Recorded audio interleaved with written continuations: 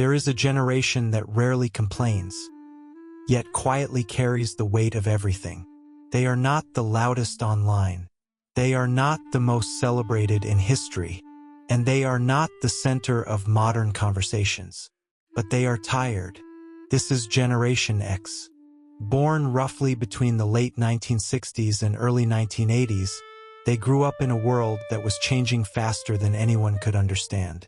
They were raised in silence, taught to be independent, and expected to figure life out on their own.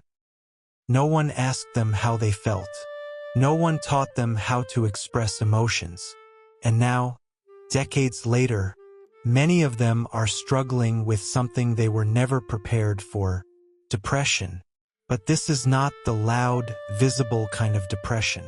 This is quiet, hidden, functional. They go to work, they raise families, they pay bills, and inside, something feels empty. Why is this happening?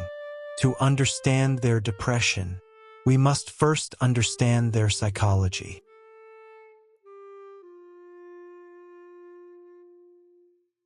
Generation X is often called the latchkey generation. They came home to empty houses. Parents were working, society was shifting, and children learned early that they were on their own. Independence became their identity. They cooked their own meals, solved their own problems, handled their own emotions. But independence has a hidden cost.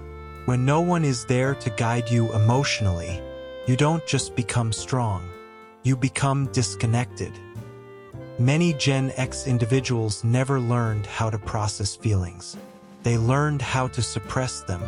Pain was something you ignored. Stress was something you handled silently. And vulnerability, that was weakness. So they built walls. Walls so strong that even they can't see what's inside anymore. Now, as adults, those unprocessed emotions haven't disappeared. They've accumulated, layer by layer, year by year. And what happens when emotions stay buried for too long? They don't vanish. They turn into depression. Generation X exists between two powerful forces, the baby boomers and the millennials. One came before them, one came after them, and Gen X, they were stuck in the middle. They were expected to live up to the success of their parents, while adapting to a world being redefined by younger generations. They became the bridge. The problem is, bridges carry weight, a lot of weight.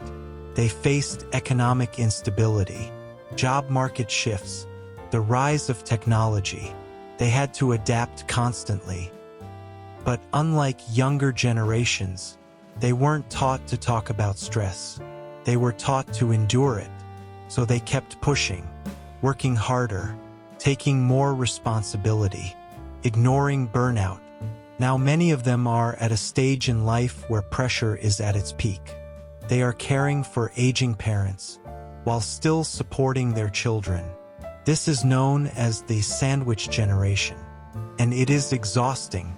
They give and give, but rarely receive emotional support in return. And slowly, that imbalance creates emotional fatigue, which often leads to depression. Unlike younger generations, Generation X doesn't always recognize their own depression, because their version of depression doesn't look like sadness. It looks like numbness, feels like exhaustion. It shows up as irritability, loss of motivation, and a quiet sense that something is missing. But they keep going, because stopping feels unfamiliar. Talking about emotions feels uncomfortable, and asking for help, that feels unnatural. Many grew up in a time where mental health wasn't openly discussed. Therapy wasn't normalized. Feelings weren't validated. So instead of saying, "I'm struggling," they say, "I'm just tired." But this silence is dangerous, because depression thrives in isolation. And when no one sees your struggle, it becomes harder to escape it. This is why Gen X depression is often invisible, but deeply real.